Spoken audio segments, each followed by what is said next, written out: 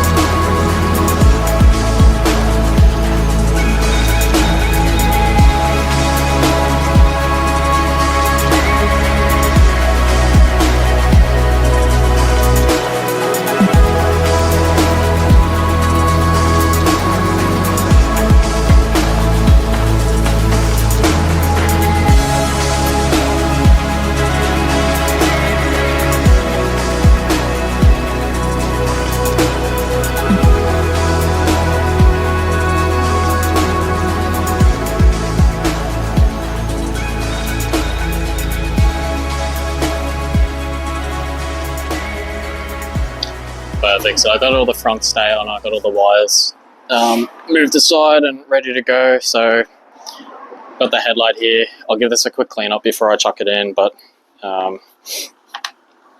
yeah, we're going to set all of this up. I want to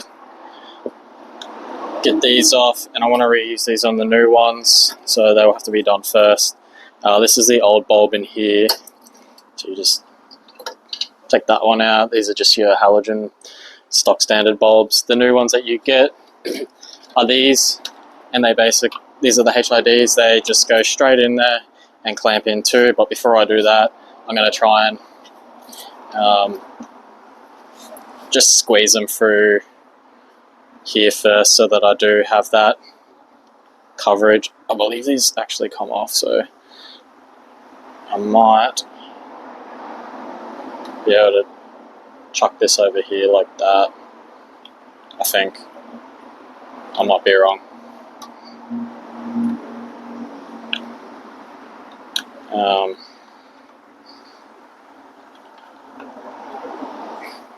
Yeah, maybe. Does that work? Yeah, it seems to work. I'll play around with that later, but yeah. Cool with these. Oh, there goes the camera. Yeah, so I've done both of them actually. I've already plugged them all in, but as you can see, it's when you get it, they're all unplugged, but it's very easy stuff. You just plug it all in together. They're all different types of plugs, so it's very idiot proof basically. So you plug them all in. These ones here go into your light bulb, so once you are ready to go, you just plug all these in, and then again with the bottom parts, this part here plugs into your motorbike's wiring harness. So as you can see, this is just your normal halogen stock standard one, and then obviously your harness from the bike will go into that. So this basically just replicates the old halogens, so then the harness plugs straight onto that and then into the entire system. So when you start up the bike, you do hear these start up and they've got like a little bit of a hum to them, so that's how you know they're working. And then yeah, like I said, you ground it somewhere and then you run this down to your battery. This also has a fuse in it, and then you tuck all the wiring and then you tuck this somewhere so it's all out of sight, out of mind. Yeah, just do it as best as you can, but yeah, everything's plug and play. Just take your time with it, get it all neat and tidy if you do end up getting anything like this. But yeah, I'll clean all these off, I'll clean the lenses off a bit, and then I will I'll get it all screwed in and I'll get all the light bulbs happening and get it all reconnected. I'll go grab some cleaning products and get into it.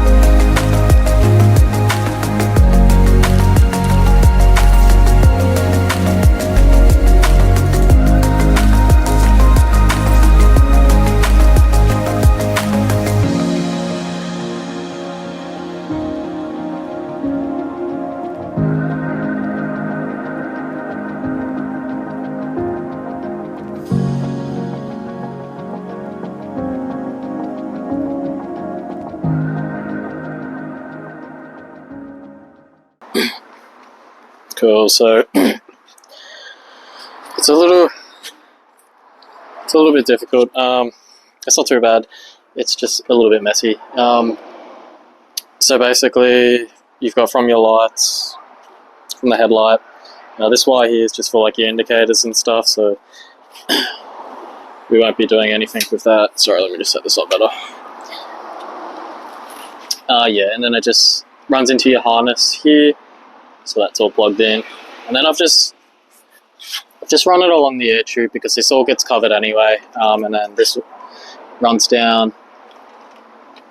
Let me get this earth a little bit better. So I'll run the earth. I think the best spot for the earth would, because there's two of them, so I can either just run it straight here, and then bolt down the fuel tank on top of it, or I can come off to the side here and have it in there. I think it's probably a little bit better just going straight off of that. Maybe I'll suss it out. It should be. I'm gonna say it'll be better going off of that. But yeah, so I've run all these through here, and then the box is in there, so that all goes through there, and then it comes along the air box, the air intake here, and then through here, and then basically just runs where these wires do. I would like it to go under there, but it's a bit squishy, so I can't really get it in there as much as I'd want to. But yeah, along here, down here, that should be fine, and it runs in course with all the other wires, and then this will just go straight down here and then straight onto the positive of the battery. So that's all good. I will do the other side up now. I won't do that on camera. I'll just quickly get it done, so we're keeping the videos a bit shorter. But once that's all done, I'll resume it all, get it all plugged into the battery and then earth, and then we'll start it up and we'll test them out. Alrighty, so that's all done. I had to charge my phone up because it went flat, so I couldn't record, but I got all of it hooked up. So it's all hooked up to both positives are hooked up to the battery. I've just left it here. We'll see if that works. Also, we'll have to see how it goes with the tank on it, just make sure it's not gonna, stuff anything up with that. I'm pretty sure it won't, so I think this will be the neatest place to do it rather than having them travel all the way down. It's a lot closer, a lot easier, so that might be the way to go. This one here is the exact same as the other side. You just plug it all in. It's nothing different. I've ran it the same way down the airbox. This one's a bit neater because it actually fits all the way in. And just through here and underneath the harness, and then straight back here. I'm not going to zip tie any of this up just yet, or any of this, because I do need to put that rear part back in, because that holds the battery, your ECU, and all of the rest of the harness for the bike. And in here as well, plastic covers go over here, so I'm going to wait until I do the fairing kit. Once I do the episode for that and the video for that with the fairing kit, I'll quickly zip tie all of these up. I'll show that on the video too. I'll zip tie it all up, get all of that all neat and tidy and out of the way, and all this neat and tidy and everything good to go for the fairing kit. But yeah, that's all ready to go. I'll grab the key and we'll chuck it in and see if it all works, and make sure we don't get any pops or any fires happening or any blown fuses. So I'll set the camera up out here so we can get a good view of it.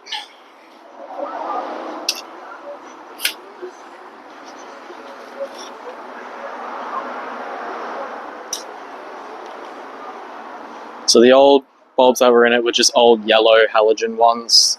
Not very bright, didn't look very new, didn't look very modern, just old. I do like the look of the old yellow lights, especially on like your older bikes, especially like your old Harleys and whatnot. I think it just just looks a bit better because it gives more of like a lantern sort of a look, but I want to make this one a little more modern, not too much more modern, but just make it look a little bit better. So I went with the 8K halogen, so we'll get this started up. Cool, you can hear everything working. Ooh, they look they look almost green on camera. They're actually, from what I'm looking at, they're actually white.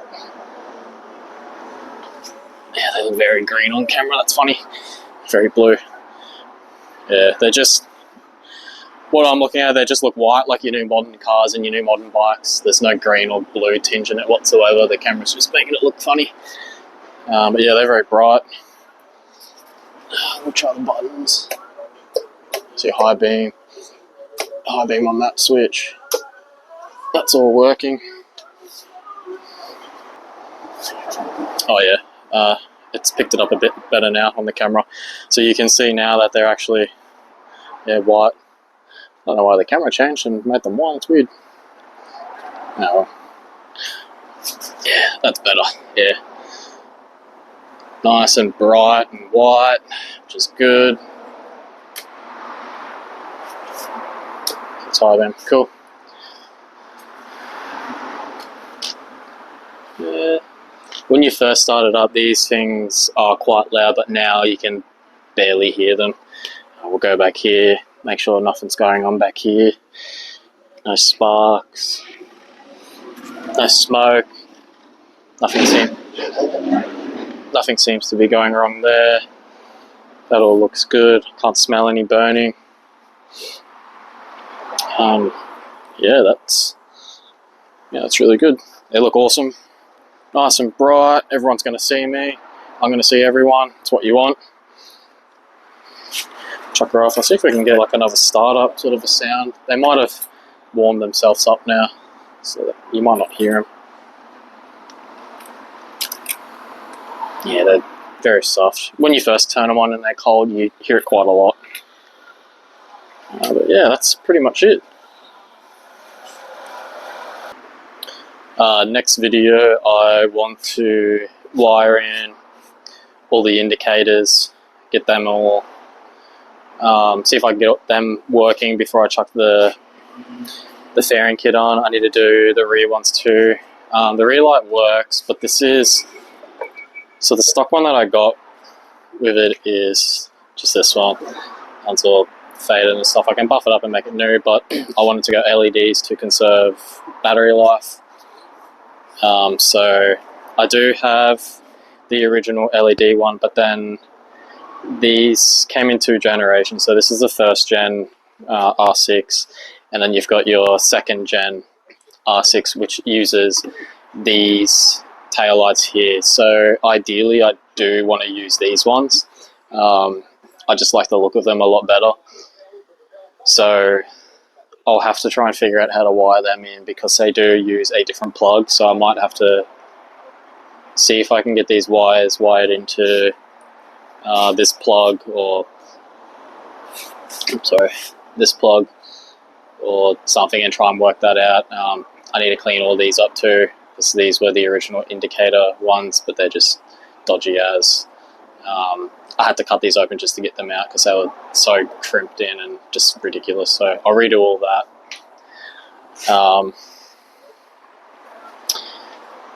But yeah, so with this battery tray here, it only supports the old style light. It does not support this one. So when I got the fairing kit, it actually came with one of these to support the round lights here. So it's got the bracket to support all that. The only thing it doesn't have is just all of this stuff here for the wires and stuff to go into, and the battery tray. So I'm going to have to either chop this one up, maybe chop the battery tray off, leave that, and then chuck in the new one to support the circular lights, because the new fender I have anyway, it basically finishes here and doesn't even have the battery tray. So I'm guessing what I'll have to do is cut here on the round part put that in, and then put the other new fender in that I've got, the underfairing. So yeah, next episode will basically be seeing if I can figure out all of that, getting all of the indicators wired in, ready to go, just making sure that they're all working. I am using the LED ones here. I think they're up here.